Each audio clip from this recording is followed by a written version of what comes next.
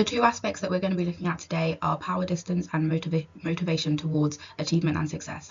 Power distance deals with the fact that not all individuals are equal within a society. It differentiates between cultures, attitudes towards authority, and the distance between individuals in a hierarchy. All societies are unequal, but some are more unequal than others. Motivation towards achievement and success differentiates between societies that use value systems to measure success versus a society that views a high quality of life as their sign of success.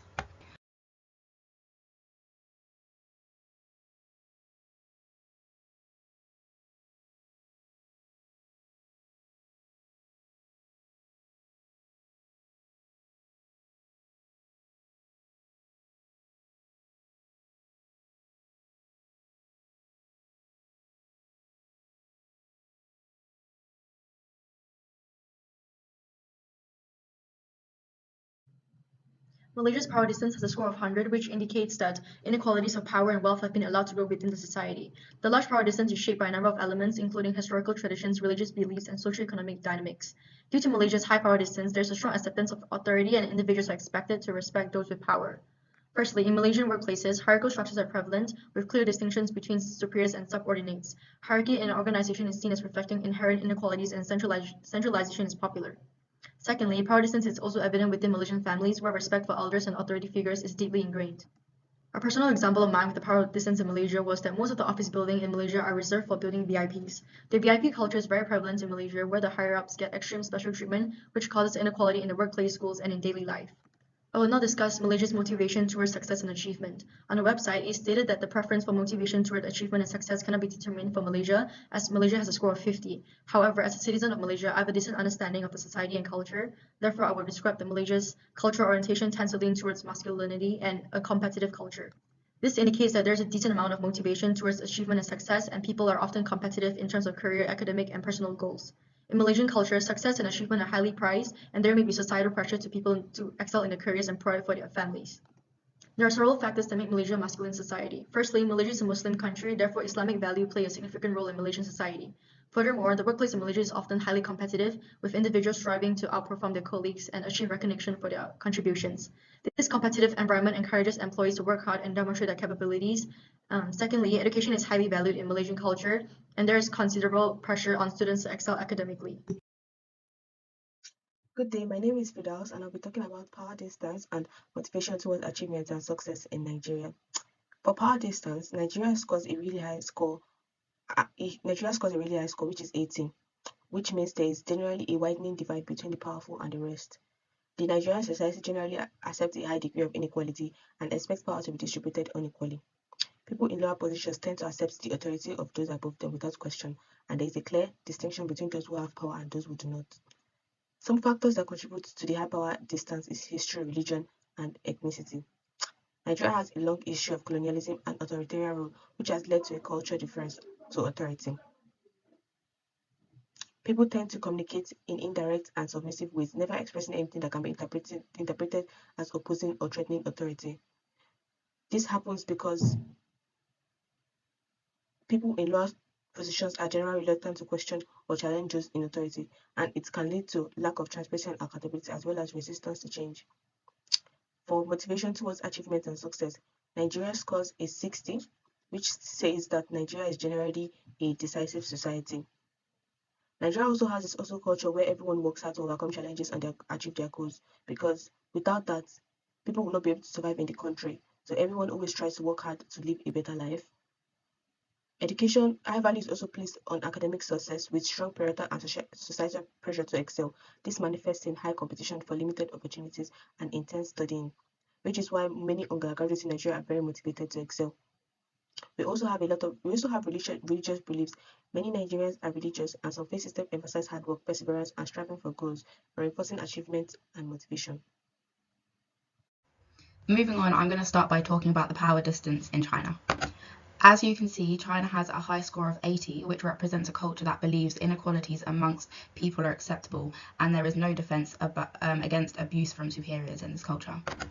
Within the workplace, an example of their high power distance can be seen where only superior members of staff will attend meetings rather than the individuals that actually have done the work.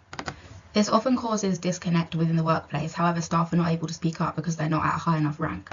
Similar scenarios that represent this high power distance score include the huge difference between very wealthy companies such as Walmart and their workers who are underpaid, exposed to harmful chemicals, withheld health benefits, and forced to put up with abuse because they have a risk of becoming jobless if they don't.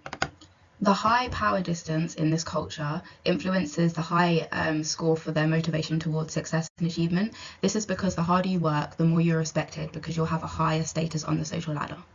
From a young age, children are told to have a big dream for the future, and China actually has 40 different phrases to motivate children in this way.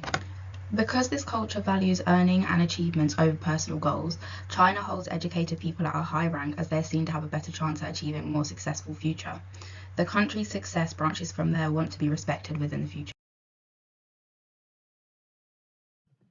Hi, I am Divya Parekh and I'll be going to talk about India's power distance and motivation towards achievement and success. For the power distance, India has a high score of 77. It is a culture that values hierarchy and top-down structures. The Indian culture has a high level of acceptance when it comes to unequal rights within the hierarchy, and employees are rewarded for their loyalty to management figures. Outside of the workplace, individuals are expected to have a formal attitude towards managers even if they know them well, and politeness is always a priority within this culture because it is important to avoid disagreement and potentially coming across as rude. For the motivation towards achievement and success, um, um, so for motivation towards achievement and success, India is regarded as a decisive society because of its score of 56 on the motivation towards achievement and success scale. Due to the fact that India is home to millions of gods and diverse religious beliefs, its motivation towards success and its individual motivation is often just a hope to be acknowledged. When it comes to displaying its power and prosperity visually, India is as decisive as it reaps financial rewards. However, India is a spiritual country and is one of the oldest and most intact cultures, which teaches people a lot about the virtues of modesty and resistance. Thank you.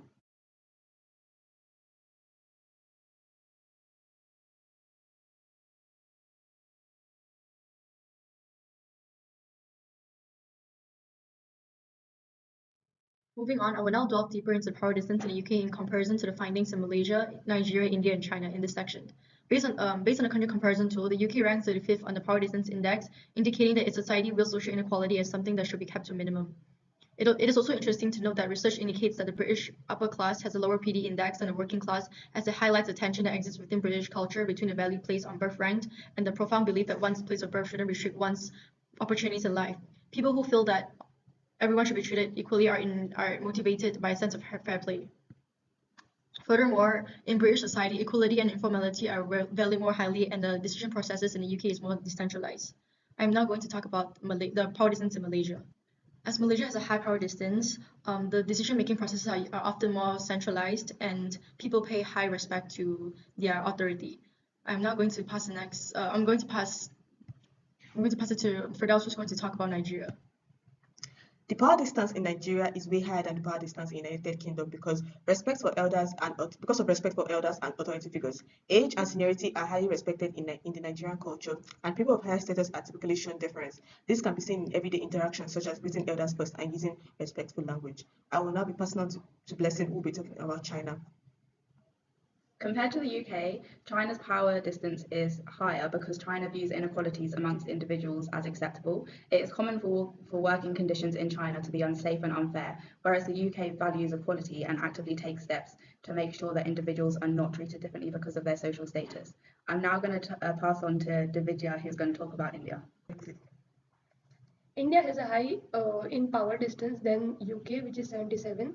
For example, when I was a junior staff in my previous part-time job, I had an idea that might enhance a project or procedure. I felt reluctant to speak up to a senior management face to face or to openly share my ideas at a team meeting because of the culture of high power distance in India.